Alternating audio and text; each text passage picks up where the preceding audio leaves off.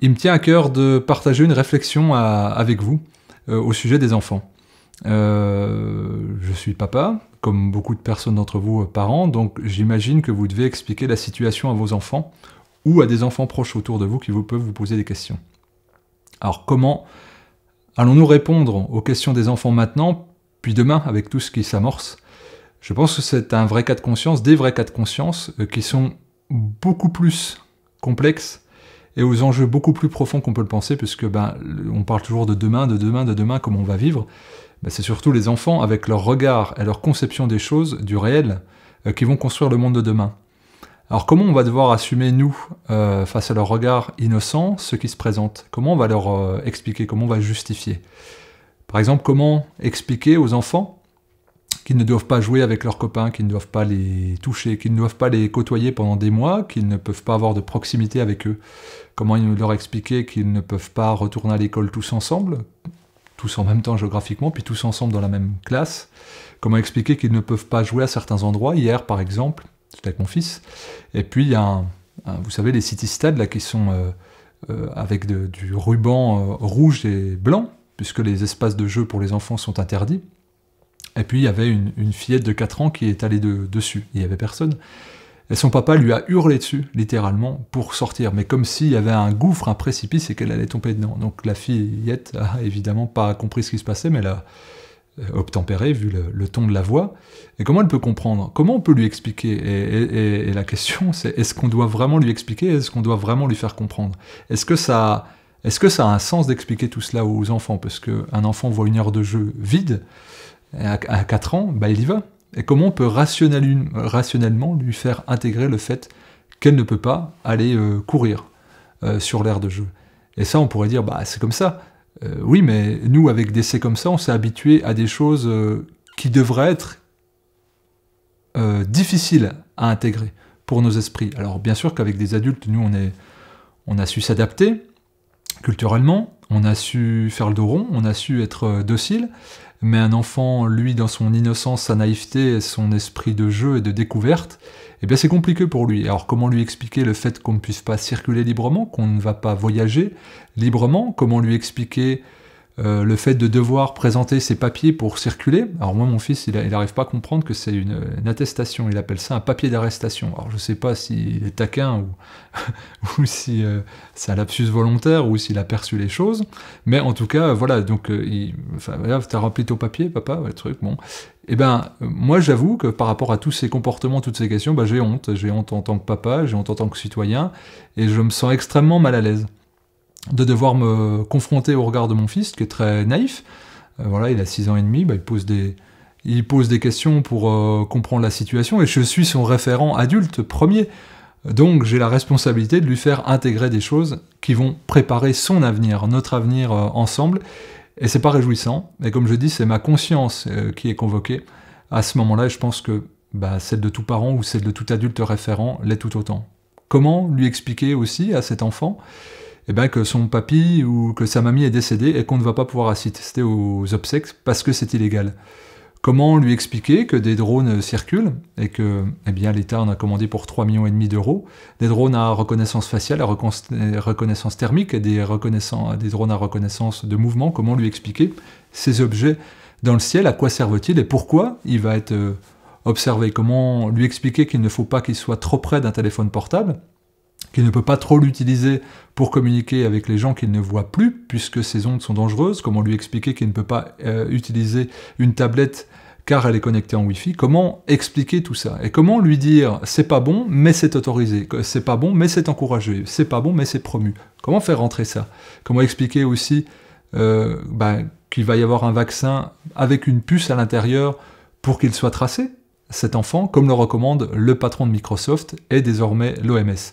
Comment expliquer ça à un enfant qui va être surveillé dans le ciel, à l'intérieur de son corps, et partout, qui va devoir aller chez le médecin pour être vacciné contre une maladie qu'on n'a pas encore isolée, qu'on n'a pas encore compris, et qu'à l'intérieur, il y aura des petits éléments qui vont permettre de le suivre partout, tout le temps, jusqu'à son décès. Est-ce que nous avons suffisamment réfléchi à cela?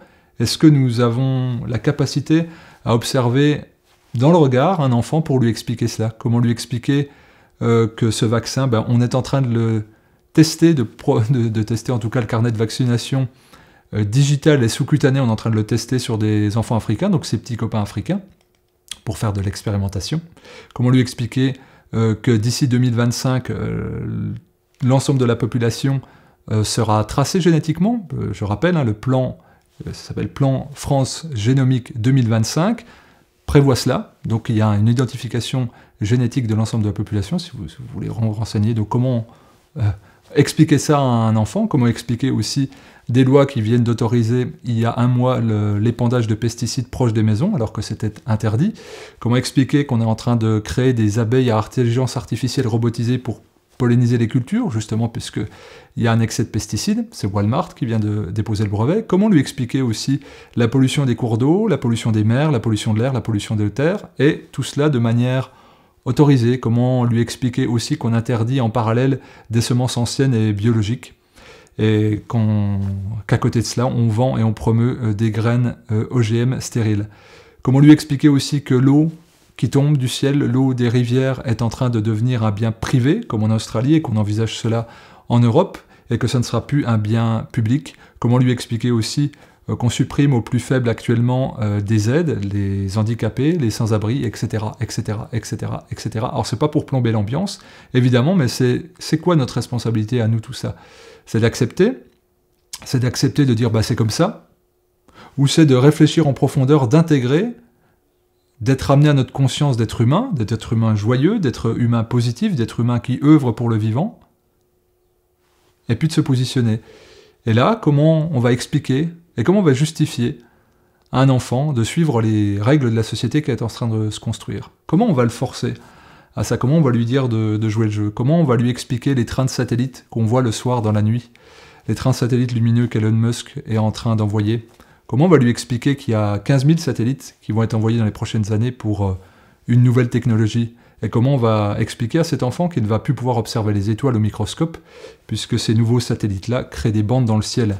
C'est ce qu'explique la Société mondiale d'astronomie. D'ailleurs, il y a une plainte des astronomes du monde entier, parce qu'on ne va plus pouvoir observer le ciel à cause de ces rayonnements de nouveaux satellites. Donc, vous comprenez, quand je parle d'observer les étoiles, je parle de rêve, je parle de métaphysique d'un point de vue de l'enfant.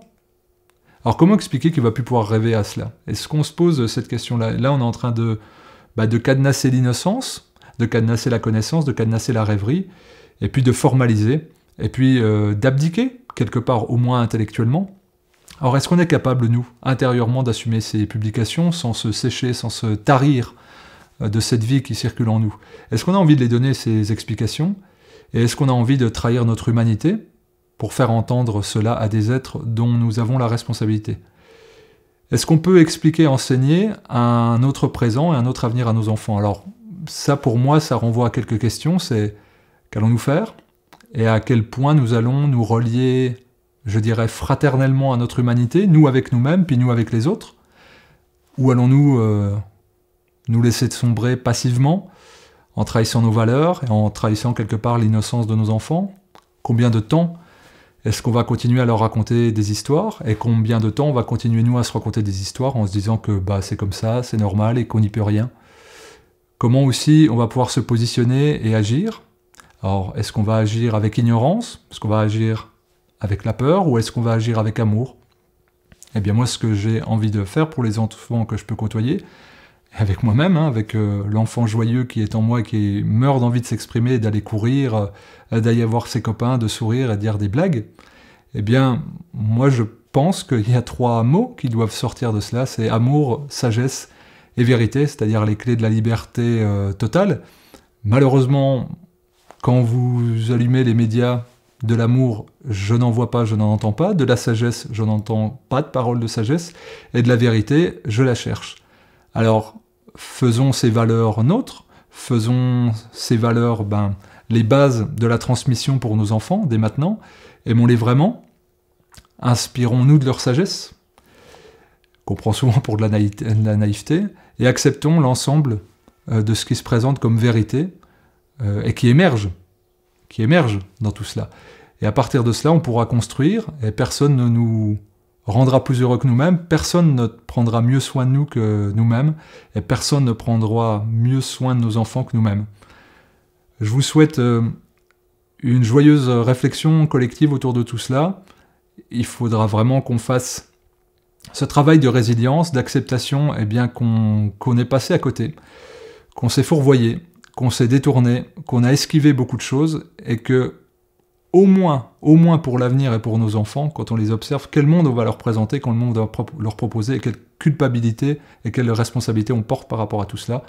Bien sûr, c'est pas le but d'être moralisateur, cette vidéo, ce sont plutôt mes questionnements que j'étale et que je partage, puisqu'on est tous pris dans la même nasse, confinés, mais il y a une liberté, il y a une sagesse, et il y a un amour qui est en nous qui ne demande qu'à être exprimé, et j'espère qu'on le fera ensemble. Je vous invite à partager cette vidéo si vous pensez qu'elle peut nourrir la réflexion de certains d'entre vous. Et je nous souhaite à tous d'agir avec le plus de discernement et le plus de justesse possible. Merci à vous.